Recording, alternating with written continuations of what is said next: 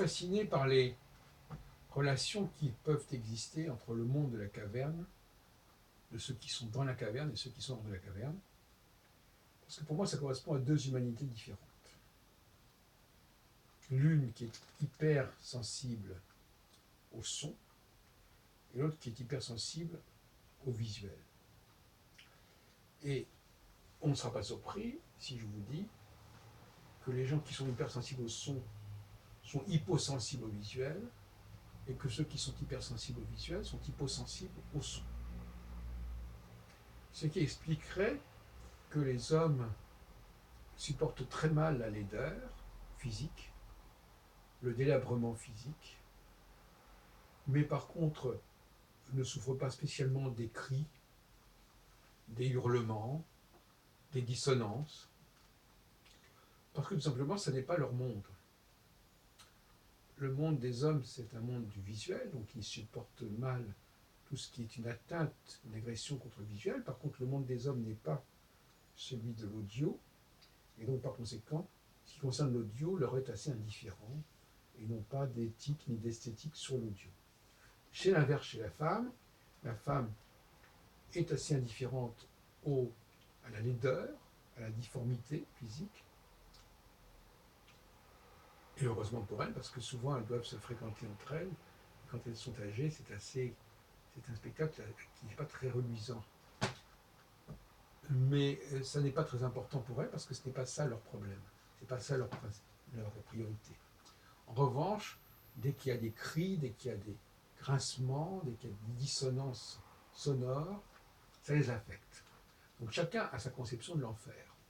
L'enfer pour les femmes, c'est le bruit, c'est un bruit désagréable, dissonant, et les hommes ont comme idée d'enfer un lieu où les visages seraient déformés, difformes.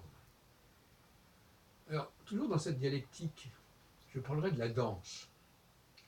La danse permet d'une part de passer du bruit au visuel et de passer du visuel au son.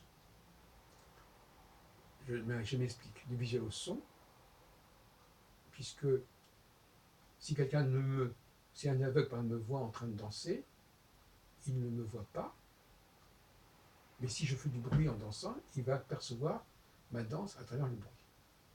Inversement, quelqu'un qui ne verrait pas entendrait, plutôt quelqu'un qui verrait, il n'entendrait pas, il n'entendrait pas la musique, mais il verrait la danse qui est inspirée par cette musique. Il y a toujours un moment, la danse est un lieu mixte. La danse est à la fois musique et gestuelle, est captée par l'aveugle en tant que musique, et est captée par le sourd en tant que gestuelle. Voilà comment fonctionnent les choses, et c'est donc à cette interface entre le monde du visuel et le monde de l'audio qu'émerge le langage, d'après moi théorie. Le langage, c'est un moyen, c'est une tentative pour traduire en quelque sorte, translater, traduire le visuel en audio ou l'audio en visuel.